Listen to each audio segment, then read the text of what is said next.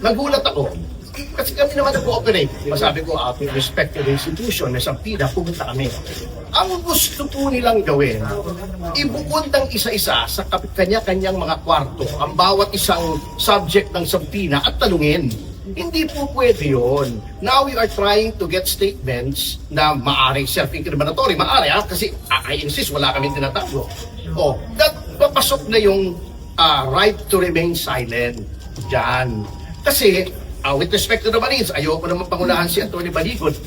Pero yung sinasabi nila, with all due respect to our NBI friends, na hindi daw custodial interrogation yon, titignan daw nila yung credibility. Kung sabihin nila hindi credible, is that not a crime of perjury na sasabihin nila? Di ba? Kaya very suspicious po ito at then very alarming itong ginagawa nila. Na isasabihin nila, i-interviewin nila isa-isa. Alam naman nila, isa lang ang abogado ng 18. Sabi ko nga sa kanila, ano bang partisipasyon ng aking kliyente? He was not mentioned in the subpoena.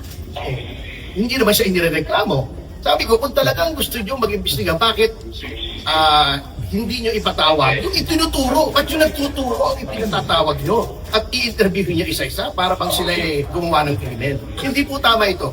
This is a form of harassment, intimidation, and it intends to send a chilling effect to those na gustong magtestigo pa na kapag kayo nagtestigo, itong gagawin sa inyo, interviewin kayo, matatawag kayo, investigahan kayo na para bagang kayo na yung kriminal.